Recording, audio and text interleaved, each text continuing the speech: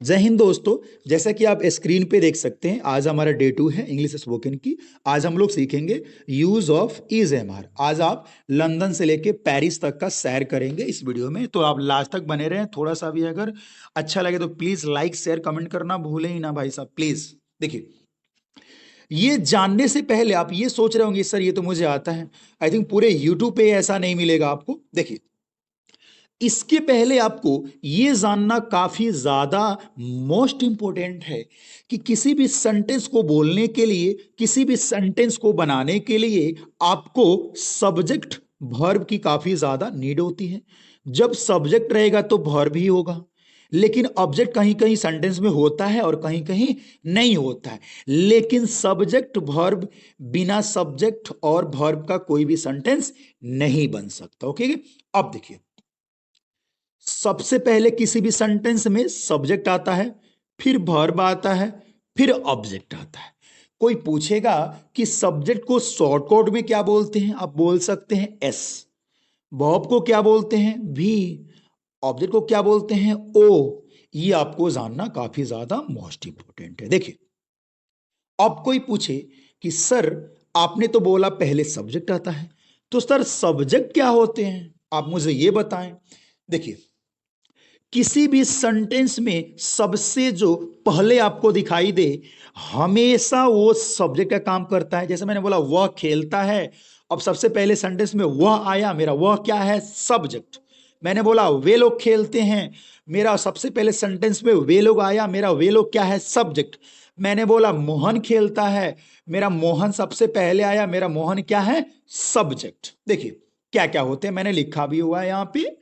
ही का मतलब क्या होता है, वह, यह भी एक सब सब्जेक्ट है। मैंने बोला सी, गर्ल्स के लिए यूज करते हैं, ये भी एक सब्जेक्ट है। मैंने बोला आई, मैं, ये भी एक सब्जेक्ट है। मैंने बोला वी, ये भी एक सब्जेक्ट है, हम। मैंने बोला दे, ये भी एक सब्जेक्ट है। मैंने बोला यू, ये भी एक सब्जेक्ट है। मैंने बोला राम, मोहन, सोहन, रीना जी, शीला जी, जो भी है नाम, ये सब क्या है, एक सब्जेक्ट है जो किसी भी सेंटेंस के स्टार्टिंग में आता है। यहां तक आपको समझ में आ गया। चलिए लेके चलते हैं लंदन और पेरिस। ठीक है, आगे चलिए। उसके बाद आपने सब्जेक्ट समझा। अब मैं आपको बताता हूं कि भ से वर्ब क्या होता है। मजा आएगा आपको, बहुत मजा आएगा। ठीक है, बने रहे, मैं आपको इंग्लिश सिखाऊंगा। मुझे पता है कैसे आपको इंग्लिश सिखाना है। ठीक है, आप हम पे छोड़ दें, झुकना नहीं, झुका देना।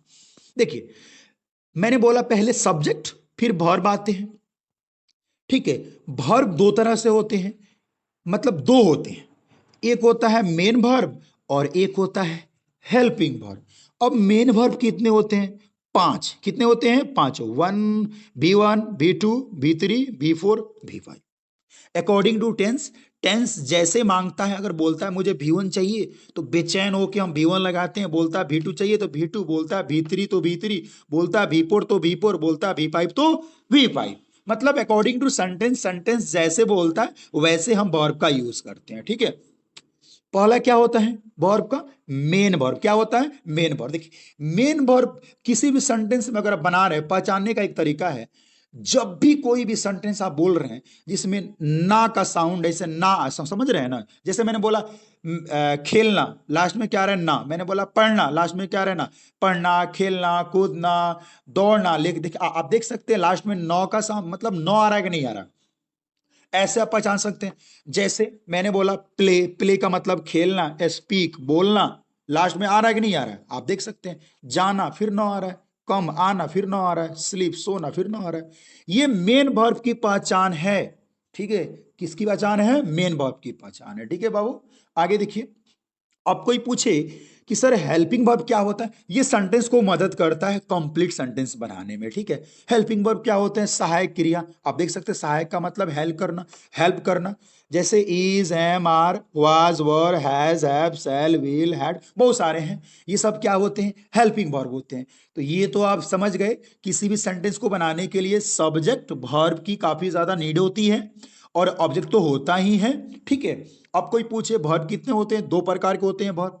Okay, there are two types of verb, main verb, helping verb. अब कोई पूछे कि सर मेन वर्ब कितने होते हैं, you can say 5, V1, V2, V3, V5, ये आपके मेन वर्ब हैं।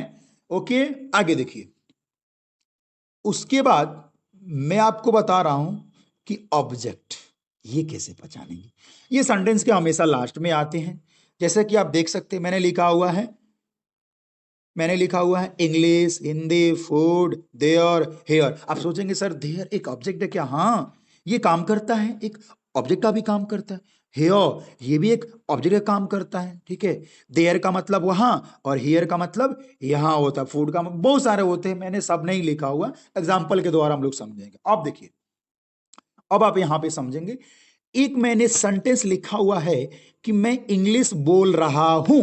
देखिए, जब भी कोई भी एक्शन, जब भी कोई भी काम कंटिन्यूअस प्रोसेस में चलता है ना, तो बाबू उसके साथ हमेशा हम इज एम आर का यूज करते हैं। क्या करते हैं? इज एम आर का यूज करते हैं। और जब इज एम आर का यूज करेंगे, जो कोई भी काम कंटिन्यूअस चलेगा तब, ठीक है, तो उसके साथ अब क्या करते हैं? वर्ब का चौथा फॉर्म का यूज करेंगे। कब लगाएंगे इज एम आर? जब कोई भी काम यहां पे दे रहा है कि नहीं है, मतलब कोई भी काम कंटिन्यूअस हो, प्रोसेस में हो, चलते रहे। मैं खेल रहा हूं, मैं दौड़ रहा हूं, मैं कूद रहा हूं, मैं सो रहा हूं, मैं क्रिकेट खेल रहा हूं, मैं वहां जा रहा हूं, मैं कोचिंग जा रहा हूं। ऐसे सेंटेंस आएंगे जब जो जो भी काम कंटिन्यूअस चलेगा ना, तब हम इज एम आर के साथ चौथा फॉर्म का यूज करेंगे, नहीं तो नहीं करेंगे। जैसे देखिए, एक सेंटेंस है, मैं इंग्लिश बोल रहा हूं। इसमें मैंने बोला था आपको सब्जेक्ट कहां रहेगा? जो सबसे पहले आएगा। अब मेरा मैं क्या है? सब्जेक्ट। और मैं के द्वारा मुख्य काम क्या हो रहा है? बोलना। तो मेरा बोलना क्या हो जाएगा? Main verb. क्या हो जाएगा? Main verb. और क्या बोल रहे हैं भाई साहब? इंग्लिश। ये मेरा क्या हो जाएगा? ऑब्जेक्ट। तो आई मेरा सब्जेक्ट, स्पीक मेरा वर्ब, इंग्लिश मेरा ऑब्जेक्ट। तो अभी मैंने बोला कि सबसे पहले आपको सब्जेक्ट लिखना होता है, फिर वर्ब लिखना होता है, फिर ऑब्जेक्ट लिखना होता है। तो मैंने पहले सब्जेक्ट लिखा, और आई के साथ हमेशा एम लगता है, और स्पीक का मतलब बोलना। लेकिन जब भी इसके साथ चौथा फॉर्म लगाएंगे, चौथा फॉर्म बचाने का तरीका यही है, लास्ट में हमेशा आई एन जी ऐड कर देना है। आप जैसे गो है going, come coming, speak speaking, make making, get getting. Okay, ऐसे आपको चौथा फॉर्म पहचानने होते हैं। देखिए, मैंने पहले लिखा सब्जेक्ट, फिर मैंने लिखा वर्ब स्पीकिंग, मैंने लिखा ऑब्जेक्ट इंग्लिश। तो आई एम स्पीकिंग इंग्लिश, मैं इंग्लिश बोल रहा हूं। ऐसे आप पहचान सकते हैं। जैसे यहां पे मैं मेरा क्या है बाबू? सब्जेक्ट है। और मेरा जाना क्या है? वर्ब है। ओके, मेरा वहां क्या है? ऑब्जेक्ट का काम किया, ठीक है। तो सबसे पहले क्या लिखते हैं? सब्जेक्ट। मैंने लिखा आई के साथ क्या लगता है? Am, I am. और गो का मतलब जाना, गो में लगा दिया आई एन जी, गोइंग। कहाँ जाना? ऑब्जेक्ट क्या है? देयर। देयर का होता है, वहां का होता है देयर। मैंने वहां आई एम गोइंग देयर, मैं वहां जा रहा। I am sleeping, I am eating, okay, I am making food, I am beating you, I am going there, I am speaking English, I am going to Patna, I am going to Mumbai, what. बहुत सारे sentence आप बना सकते हैं। अभी हम लोग मुद्दे पे नहीं आए, अभी हम लोग इस हमारा नहीं सीख रहे हैं। मैं आपको बेसिक बता रहा हूं अभी, ठीक है। ये भी बेसिक है, झुकना नहीं, झुका देना। अब देखिए, अब आते हैं मुद्दे पे, सीधे जम करते हैं यहां। और मैं आपको लेके चलता हूं, सैर कराता हूं आपको मैं, ठीक है। बिल्कुल मैं आपको जो है फील नहीं होने दूंगा कि क्लासेस आपकी ऑनलाइन हो रही है या ऑफलाइन, ठीक है। बिल्कुल नहीं, मजा आएगा आपको, ठीक है। बस आप मेरे दिल से दिल को आप जो है ऐड कर ले, ठीक है, तब मजा आएगा आपको, ठीक है। मेरे आंखों की तरफ देखना आपको, आई थिंक आप देख नहीं सकते, लेकिन फील करना, आपको महसूस करना, ओके। अब देखिए, हम लोग सीख रहे हैं use of is am are. अब देखिए, अब कोई पूछे सर इज का यूज किसके किसके साथ करेंगे, तो मैं बताता हूं आपको, सिंगुलर के साथ आप इसका यूज करेंगे। जैसे ही, सी, इट, राम, मोहन, गीता, सीता, कोई एक नाम रहेगा ना, तो हमेशा आप क्या लगाएंगे? वहां पे आप हमेशा इज का यूज करेंगे, ओके।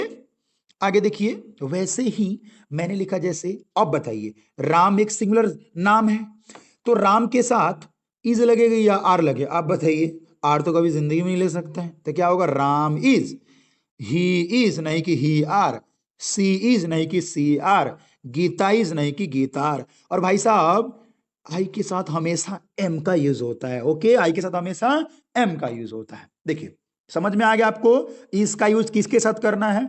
अब चलिए ना, आगे लेके चलते हैं आपको, ठीक है। वही फीलिंग आ रहा है मुझे, जैसे मैं क्लासेस लेता हूं, सेम फीलिंग आ रहा है। देखिए, थोड़ा सा इसको जूम करते हैं और इसको लेके चलते हैं आगे।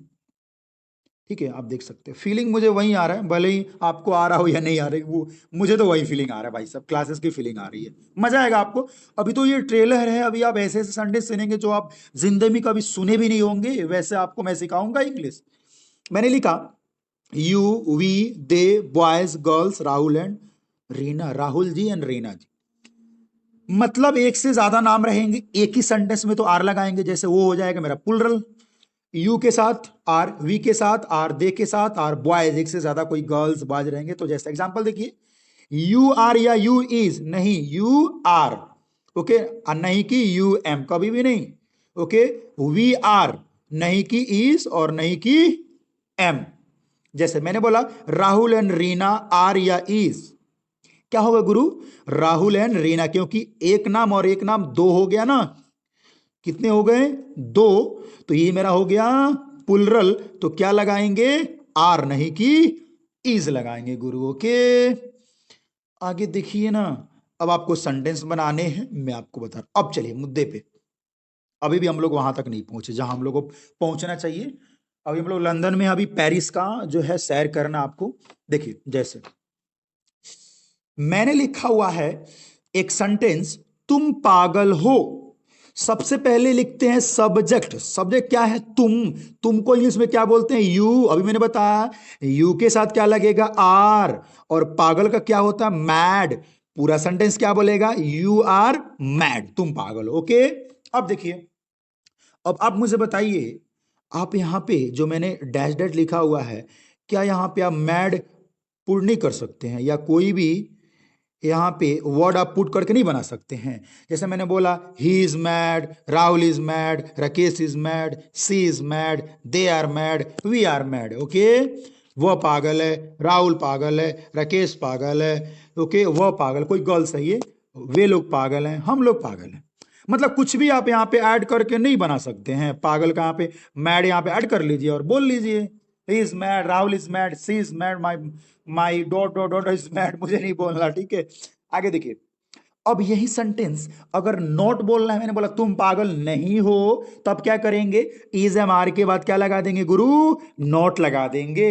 बोल सकते हैं you are not mad, he is not mad, Rahul is not mad, Rakesh is not mad, she is not mad, they are not mad, we are not mad, okay. आप ऐसे बोल सकते हैं, अगर नॉट लगा लीजिए इज एम आर के बाद, सिंपली, उसमें कोई सेंस नहीं, आप लगा सकते हैं, झुकना नहीं, झुका देना। आगे देखिए, आगे देखिए, अब ये यही, अभी हम लोग, मैं आपको हिंदी बता रहा हूं और लास्ट में हम लोग लेके जब चल रहा हूं मैं आपको वहां पे हम लोग जब क्वेश्चन आंसर करेंगे तो इंग्लिश टू इंग्लिश में आपको आगे अभी बताने वाला हूं कैसे आपको क्वेश्चंस करने हैं कहीं पे, ओके। अभी मैं आपको बिल्कुल बेसिक बता रहा हूं, अभी हम लोग आगे नहीं गए, क्वेश्चन पे नहीं गए हम लोग, ठीक है। आगे देखिए, आगे मैंने लिखा है इंटरोगेटिव, ठीक है। इंटरोगेटिव क्या होता है? जब भी किसी क्वेश्चन को हम क्या से पूछते हैं, वही मेरा क्या होता है भाई साहब? इंटरोगेटिव। क्या होता है? इंटरोगेटिव होता है आपका क्या? जब भी हम किसी भी क्वेश्चन को क्या से पूछते हैं, जैसे इसमें हम घुसेड़ देंगे क्या, क्या घुसेड़ देंगे इसमें? क्या। अब बोल देंगे क्या, क्या तुम पागल हो, जैसे मैंने यहां पे देखा। जब भी क्या से क्वेश्चन पूछेंगे उसको हम इंटरोगेटिव बोलते हैं, लेकिन उसमें क्या करेंगे भाई साहब?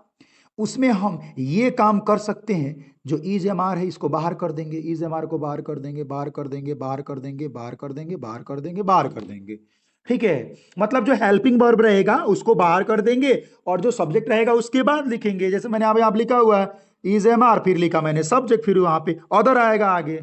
जैसे मैंने बोला क्या तुम पागल हो, तो देखिए तो भाई साहब, तुम के साथ मतलब यू का मतलब होता है तुम, तो यू के साथ क्या बाहर होगा? आर, तो मैंने आर को बाहर कर दिया। उसके बाद मैंने लिखा सब्जेक्ट, फिर लिखा मैड, पागल के लिए मैड। मैंने बोला आर यू मैड, आपको ये बनाना है, क्या वह पागल है? तो आप लिख नहीं सकते हैं यहां पे, यहां पे आप बना नहीं सकते हैं is he mad, is he mad, क्या वह पागल है?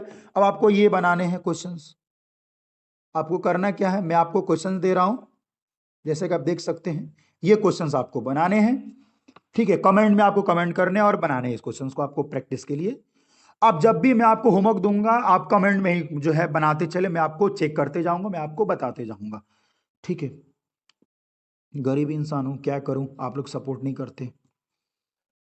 ठीक है, देखिए जितना शेयर करना है, जहां तक जो भी लोग कोने में बैठे हैं वहां तक आप लोग शेयर करें, जो जो इंग्लिश सीखना चाहते हैं वहां तक पूरा शेयर कर दो, धजिया उड़ा दो आप लोग। ठीक है, आगे देखिए क्वेश्चन मैंने लिखा हुआ है भाई साहब, मैंने लिखा हुआ है आर यू मैड, क्या तुम पागल हो। किसी ने बोला, देखिए आप मार्केट में जा रहे हैं, ये सब गर्ल्स सब ज्यादा यूज करता है, लोग मार्केट में गए और साइकिल जो है गर्ल्स में अगर सपोज है मतलब टच भी हुआ या नहीं हुआ, पता है वहां पे उन लोगों का जो रिएक्शन क्या आता है, पागल हो क्या, क्या तुम पागल हो। ठीक है, तो देखिए अगर कोई इंसान आपको पागल बोलता है तो क्या आप रिप्लाई में बोलते हैं हाँ मैं पागल हूं, नहीं, आप ये बोलते हैं जैसे कोई इंसान आपको गाली तो गाली अगर देता है तो आप क्या बोलते हैं, अगर वो आपको गाली दे तो आप भी गाली देते हैं, 100 श्योरली आप देते हैं गाली। ठीक है, वैसे ही मैंने जो क्वेश्चंस लिखा हुआ है, ठीक है, देखिए कैसे आपको बनाने हैं, मजा आएगा आपको, बहुत मजा आएगा। क्वेश्चन लिखा हुआ है कि आर यू मैड, क्या तुम पागल हो। तो आपका आपका जवाब क्या आया भाई साहब कि नहीं जी मैं पागल नहीं हूं लेकिन तुम पागल हो। इसको इंग्लिश में कैसे बोलेंगे, नो नहीं, आई से लगता है एम, और नहीं हूं तो नॉट, अब पागल का mad, no I am not mad. But का हिंदी होता है लेकिन, बट का बट का जो हिंदी होता है वो क्या होता है, लेकिन होता है। ठीक है, क्या होता है, लेकिन। मैंने बोला बट यू आर मैड, नहीं मैं पागल नहीं हूं लेकिन तुम पागल हो। ठीक है, देखिए अब इसी को आप ऐसे भी आप मतलब नॉर्मल में भी बोल सकते हैं, no I am not mad but you are mad, या अगर मन कर no I am not mad. Okay, आगे देखिए अब इसी को आप ऐसे ही बोल सकते हैं कि no I am not mad but my friend Rahul is mad, मतलब कि नहीं मैं पागल नहीं हूं लेकिन मेरा दोस्त पागल है। ठीक है, आगे देखिए। अच्छा, अब आपका काम क्या रहेगा, मैं आपको सिखाता हूं आपको करना क्या है।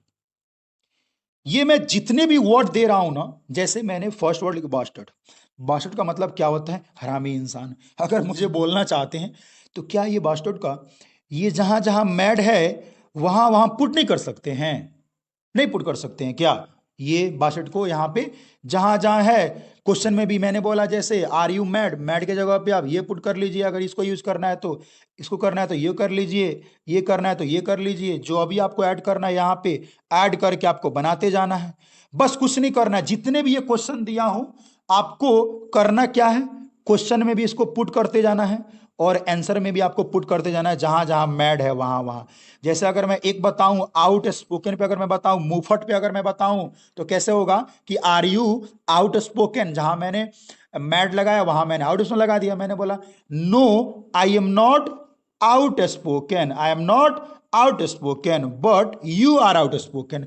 मतलब जितने मैं आपको वर्ड दे रहा हूं ना, आपका काम क्या रहेगा, ये जितने भी मैं आपको वर्ड दे रहा हूं इस वर्ड को आपको पुट करके और सेंटेंस को बनाने हैं। कहां, आप मेरे ग्रुप में भी ऐड हो सकते हैं, मेरा नंबर है 7488863120, आप मेरे ग्रुप में भी ऐड हो सकते हैं, और नहीं तो आप कमेंट में ही इसका जो प्रैक्टिस करके, और आपको करना क्या है, और आप कमेंट में इसका पूरा सॉल्व करके आप भेजें और मैं चेक करूंगा, बताऊंगा। मैंने आपको 8 क्वेश्चन दिए हैं या आपका 16 क्वेश्चन हो, क्योंकि क्वेश्चंस और आंसर आपको दोनों बनाने हैं। सो गाइस, अगर वीडियो मजा आया हो ना तो प्लीज इसे लाइक करें और शेयर करें और सब्सक्राइब करें और पूरे वर्ल्ड में फैला दो, पूरे बिहार में फैला दो। ओके, सो मिलते हैं डे 3 में, आज आपका डे 2 था। जय हिंद, जय भारत।